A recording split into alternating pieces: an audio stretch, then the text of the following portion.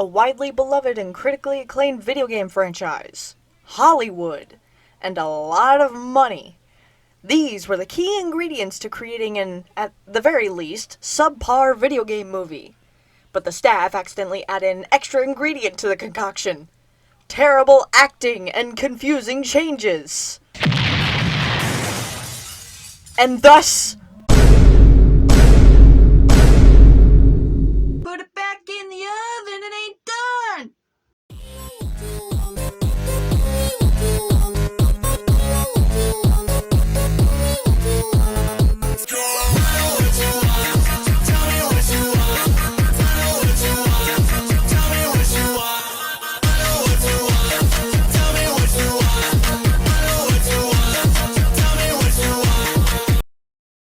what's up, my fellow dust dwellers, and of course all other forms of being? My name is Laney, and like me, I'm sure most, if not all of you play video games, or at least have played a video game before. Video games are a great escape from this oftentimes miserable reality. They can be fun, challenging, and even make you ask important questions about life, morality, or even about yourself. They're an amazing form of art that plenty of people such as myself adore. Movies and TV shows are the same, also being seen as a type of art form. But what happens when you mix the two together? Take the story or general concept of a video game and stretch it out onto a feature film? Well, honestly, it's been pretty hit or miss lately.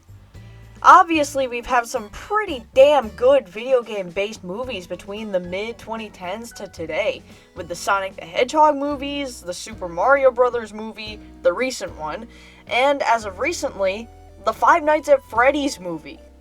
But there were also ones that flopped and were way before the time of these newer video game movies, such as the Doom movies that happened for some reason and had barely anything to do with the Doom video game franchise. Seriously, how the hell do you make Doom this boring? There was also the original Super Mario Bros. Movie that holds a special place in my heart, because I unironically love the movie despite how terrible it is. What I'm trying to say is that video game movies have been around a lot longer than people will give them credit for. But these years have been better than ever for video games to take their stories to the big screen. So why does the recent Borderlands movie trailer have me worried?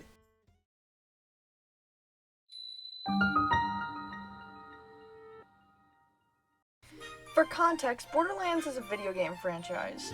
It is a looter-shooter comedy action game that made its debut in October of 2009. It's mostly known for its excessive and divisive sense of humor, and for being one of the best looter-shooter games of all time. I was introduced to the series when I was a preteen, when my best friend at the time, Aiden, introduced me to it. I ended up buying Borderlands the Handsome Collection afterwards, and since then I absolutely fell in love with it. In fact, I hold the series very near and dear to my heart. The original Borderlands, though not as good as most of the other games in the franchise, laid down the groundwork for the games to come in later years. It did enough. The story, while not complex, was intriguing. The world building was pretty damn good, and though we didn't exactly get much on the main characters, nor most of the enemies, it was still a solid game. Borderlands 2 is what really made it popular, with its improved mechanics, more atmospheric world building, and much better storyline. And this game literally gave us one of the best villains in gaming history, Handsome Jack. It's so good that I consider it to be one of my favorite games of all time. Borderlands the pre-sequel isn't the best, but it still serves a purpose. It expanded on Handsome Jack's motivation as a hero-turned-villain, it gave us new planets and places other than Pandora to explore, and expanded on the lore. It's far from perfect, but it's still fun and interesting. Tales from the Borderlands gave us even more Handsome Jack content, along with a brand new interesting story to explore. The characters are likable and entertaining, the story, while it has its flaws, is still really good, and though it isn't a looter-shooter game like its predecessors or the games after it, it still made a very big impact on the fandom. Borderlands 3, though it has a lackluster pair of villains, who I honestly wish got more built upon in a subpar storyline, is still one of the best Borderlands games in my opinion. The mechanics, the world building, and the characters are better than ever before, and it's so close to being as good as the second one. Still, it's a damn good game though. New Tales from the Borderlands. Okay, so I've never actually played this one because I don't have money, and I've heard from a lot of people that this game actually isn't very good. But I'm gonna give it the benefit of the doubt. I'm sure there has to be something of value in this game. But if anybody wants to gift it to me on Steam so I can check it out, be my guest. Borderlands is far from a perfect game series, but has still left quite an impact on a lot of people, including myself. So, why does this movie trailer make me worry? Shouldn't I be happy that one of my favorite game franchises is getting a movie? Well, after watching it, I have quite a lot of thoughts and concerns I'd like to set down on the table.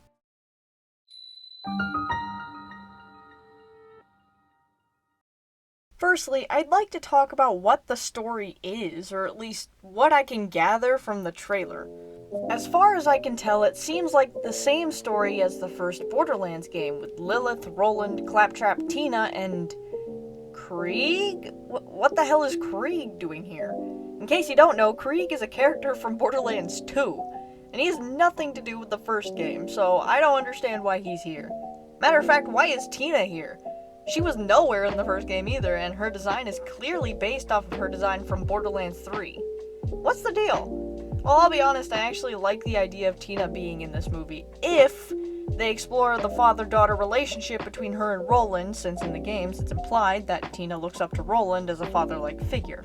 Anyways, despite it looking the same as Borderlands 1 story-wise, that's also something I'm afraid of, especially with the scenes when they're in cars. The last thing I want this movie to become is a family road trip type movie, but I'm still holding hope that that's just one of the funnier scenes they decided to include in the trailer. But yeah, it's basically just the first Borderlands game. They're going to search for a vault. Nothing really too special in this story, I'm being honest. Again, at least from what I can gather. Next, I'd like to talk about the questionable casting choices in this movie. The lead, Lilith, is being played by Cate Blanchett, who has been notable in other roles such as Lady Tremaine in the 2015 live-action Cinderella movie, Irina Spalko in Indiana Jones and the Kingdom of the Crystal Skull, and... wait, she played the fucking sea goddess in Ponyo? Oh, she plays Ponyo's mom? And I'll be completely honest, no disrespect to Mrs. Blanchett, she seems like a very talented actress, but Lilith is completely miscast here. Firstly, not to sound ageist, but she just looks way too old. Keep in mind, as far as we know, this takes place during the first game. Lilith would be way younger at this point in her life. Secondly, her voice, at least in my opinion, sounds way too deep for Lilith. She sounds like a mom more than a young adult. If this was years prior, maybe I could see it better, but nowadays, I just don't think she could do Lilith justice. Next, we have Kevin Hart as Roland. You can just tell by the tone in my voice how excited I am for this casting choice. Kevin Hart is a stand-up comedy artist and actor known for his prior roles as George from the Captain Underpants movie, Ben from Ride Along, and Franklin from Jumanji: Welcome to the Jungle. I think you can already see the problem I have with this casting. Roland is supposed to be a militaristic character who occasionally, yes, has a funny line or two, but most of the time he takes everything seriously. So why did they think it was a good idea putting Kevin Hart in this role? They are quite literally opposites. And before you ask, no, I'm not going to critique how Kevin Hart isn't the same physique nor height as Roland, because I genuinely hate people who are so specific about that kind of thing. We do anything but body shame here. So unless the movie proves me wrong, I genuinely think Kevin Hart is also very much miscast here. Next, we have Jack Black as Claptrap. If you know me, you know I'm a huge Jack Black fan. He's known for his roles as Po from Kung Fu Panda, Dewey from The School of Rock, and Bowser in the Super Mario Bros. Movie. The new one. I think the man is hysterical. In almost every movie I've ever watched, even if he has just a small role in it, he has always been my favorite. Except for Neverending Story 3, that whole movie was a dumpster fire. But, and I hate to say this, but Jack Black doesn't fit Claptrap. Yes, Jack Black is funny, and honestly, a role like this would fit him pretty well. So what's the problem? For me, it's the voice. I know it's such a small thing, but something about his voice just doesn't sit right with me.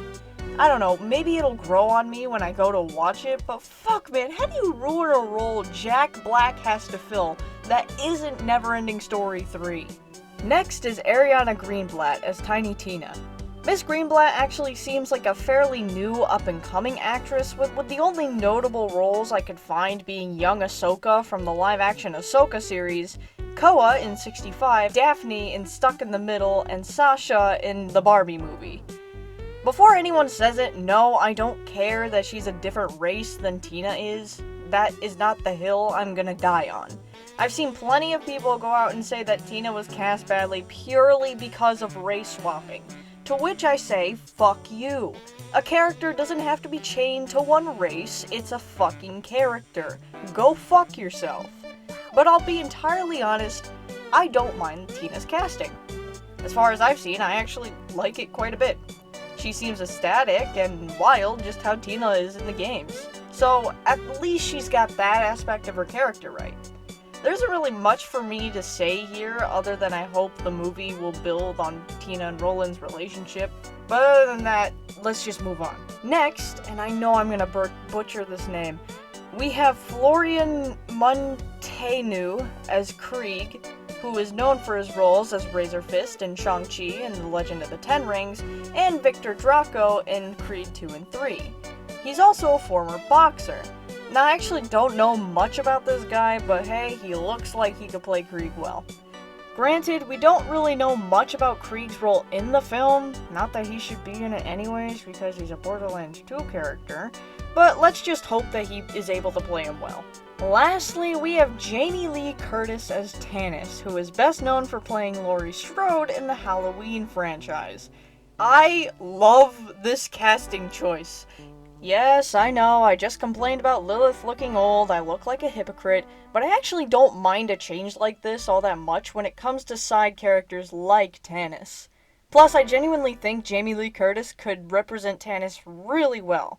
My only concern is that Tannis is a confirmed autistic character, and what I'm afraid of is that they won't be able to give Tannis good representation, since the Borderlands games surprisingly did a good job giving her representation. And depending on how big of a role she plays in the movie, I'm worried that they won't give Tannis that same representation, or not even acknowledge the fact that she's a canon autistic character. I can understand how this could be a controversial take, but honestly, we need more characters like Tannis in the media. More characters who are autistic and are represented well, not just characters who are autistic coded. And that's all of the main characters. And I only thought 3 of them were fine at the most. Seriously, who is in charge of the Oh no! Randy, I allegedly assaulted the VA for Claptrap. PITCHFORD was in charge of the casting. Randy, I allegedly had porn on a hard drive containing sensitive gearbox information. PITCHFORD did this to us? No, get him the fuck out of here. Get him the fuck out. And now, a brief word from our guest and good friend, Superlots. Hey guys, Superlots here, and I think the Borderlands movie trailer is like, it really killed all of my faith in the Borderlands franchise. I mean, if you see my suicide letter, the Borderlands movie trailer isn't written down there because I'm not gonna see the movie. Somebody killed me. It was an arranged murder. I hate the Borderlands movie trailer. I had no faith in this movie even before it was announced. I have a cut Borderlands video which will never see the light of day. Nobody else will ever see it. And I even said there that I have no faith in this movie. And Lord knows I was right. The movie looks so bad. It looks so bad. None of the actors fit the roles. What were they cooking?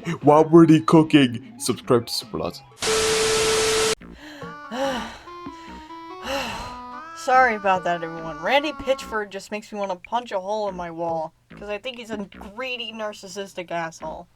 Finally, I'd like to talk about the things I hope the Borderlands movie does, and the things I hope it doesn't do. For the love of God, if Marcus doesn't say, "So, you wanna hear a story, huh?" in the beginning, I will be exiting the theater and asking for a refund. It's present in every Borderlands game. Please don't fuck this one simple thing in the franchise that's a staple. Don't talk about Handsome Jack. Don't even mention him. Don't hint at him. Don't build up to him. Don't do anything with him. Because I swear, if they decide to mix Borderlands 1 with a little bit of pre-sequel or 2 in the story elements, I will blow a gasket. I get it. He's the best villain in the series and one of the best video game villains of all time. But please don't tarnish such an amazing villain. Please, I'm begging you, give me wholesome Roland and Tina moments. I beg of you.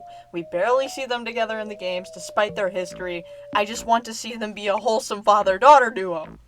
This kind of adds on to the Handsome Jack point I made earlier, but don't mention anything from any of the other Borderlands games. Don't mention any future plot lines. Don't mention any of the characters. It wouldn't make sense. Don't try to mix the game stories into the films. Please put Brick and Mordecai in the movie. You already made the mistake of not having them in the main cast. If they aren't in the movie at all, I'm going to go to Randy Pitchford's home address and... For legal reasons, I cannot continue this joke. I apologize for the inconvenience. Give us more scenes with Lilith using her powers. She's a goddamn siren, which are very important and integral beings in the Borderlands universe. Make her seem like she is, and not just some strong, independent girl boss who shoots things. That's about it for my do's and don'ts for the Borderlands movie. But what do you all think? I'm genuinely curious as to how the rest of you feel on this movie. So feel free to leave your thoughts down in the comments and I'll try to read them, but it might take around 2 to 7 business days for me to get around to that, so don't get your hopes up. As always, if you like what you saw, feel free to like and subscribe. I do appreciate the support. With that, thank you all for watching, and that's about it. Peace.